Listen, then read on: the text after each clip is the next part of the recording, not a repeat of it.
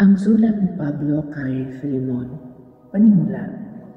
Si Filemon ay isang kilalang Kristiyano na marahil ay kaanim na iglesia sa Colosas. Siya ang Panginoon ni Onesimo, ang aliping lumaya. Sa isang pagkakataon, nakakilala niya si Pablo samantalang ito'y nakabilanggo. Naging Kristiyano si Onesimo sa pamamagitan ni Pablo. Ang sulat na ito ni Pablo kay Filemon ay pakiusap na tanggapin ang kanyang aliping. Hindi lamang bilang aliping pinatawad, kundi kapatid na Kristiyano. Mula kay Pablo, bilanggo dahil kay Kristo Jesus, at mula rin kay Timoteo na aking kapatid. Kay Filemon na minamahal namin kamanggagawa, at sa iglesyang nagtitipon sa kanyang bahay. Kay Apia na aming kapatid na babae, at kay Arquipo na aming kapwa-kawal. Sumayin niyo nawa ang pagpapala at ang kapayapaang mula sa Diyos na ating Ama sa Panginoong Hesukristo. Ang pag-ibig at pananalig ni Filemon. Lagi ako nagpapasalamat sa aking Diyos tuwing isasama kita sa aking panalangin, sapagkat nababalitaan ko ang tungkol sa pag-ibig na ipinakikita mo sa lahat ng banal at ang iyong pananalig sa Panginoong Hesus.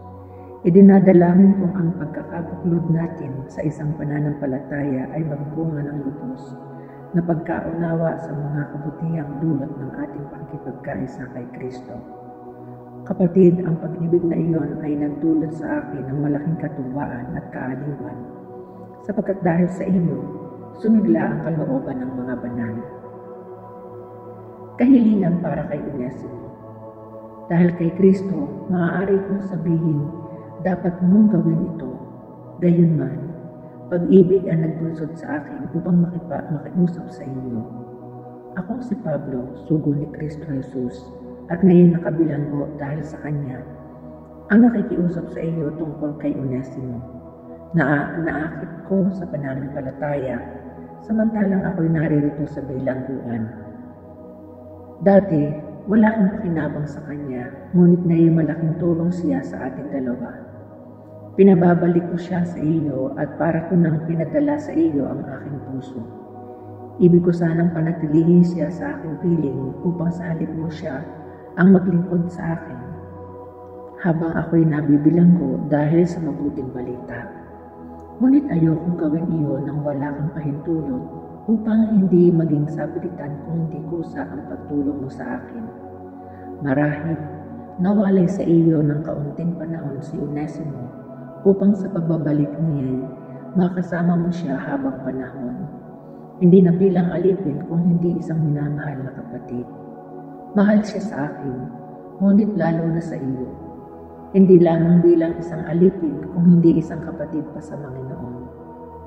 Kung inaari mo akong tunay na kasama, tanggapin mo siya tulad ng pagtanggap mo sa akin.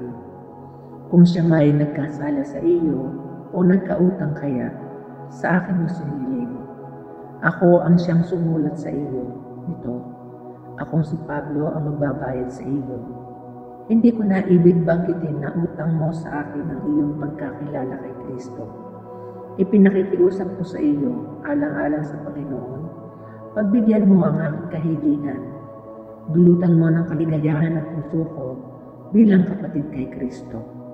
Lubos akong naniniwala at nagagawin mo ang nasasad sa sulat na ito.